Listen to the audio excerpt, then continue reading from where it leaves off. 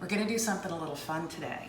All of our holiday baking has begun, but we're adding something new, and that's in the form of a candy. We're doing buttermints. You've probably been to restaurants or gotten those little cellophane wrappers with those wonderful pastel colored buttermints in them.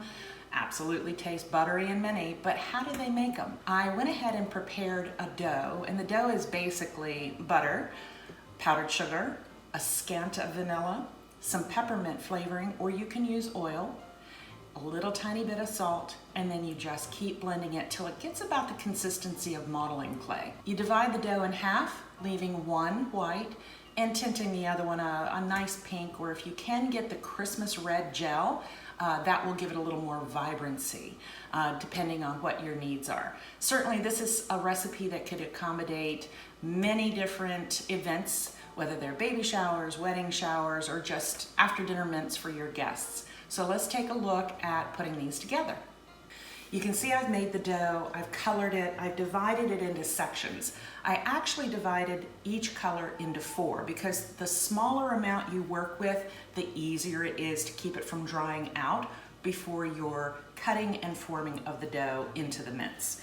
So what I did is I made sort of about an inch wide snake, if you will, of each color, and then I've started putting them together. And what I'm doing is I'm just rolling it gently back and forth just to make sure they kind of meld or they seal.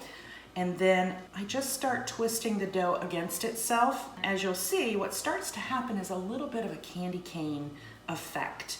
And that means you're going to have a nice blend of the pink and the white, or red and white, as you start to cut them. So once you finish that, what you want to do is cut them into between 1/2 inch to 1 inch, depending on how big you want your mince sections. You can do that with a pastry cutter, you can do it with a knife, whatever you have handy. And it's pretty simple.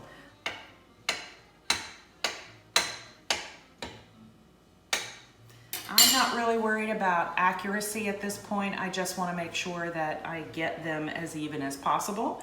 And certainly you can be very meticulous and take your time. There's quite a few. This recipe makes 10 dozen. So just making sure that I have time to get through everything, and I don't want the dough drying out, so you can see I have it covered with plastic while I'm working with this one. So basically you take each one of the little nuggets and you just kind of give it a little bit of a roll and then just give it a nice push. That gives it that beautiful buttermint shape. What I'm doing now is I am laying them out on a sheet pan. The sheet pan just has a piece of parchment paper on top of it because these will dry for about 24 to 30 hours. You want them to be completely dry before you package them. Storage is pretty simple, and they can store for up to 2 weeks. You'll just wait for them to be dry. You can put them in Ziploc bags or an airtight Tupperware-ish kind of container if you so choose. They're great for gifts. We definitely will have these following our meal on Christmas Day. So thank you very much. Looking forward to the next recipe.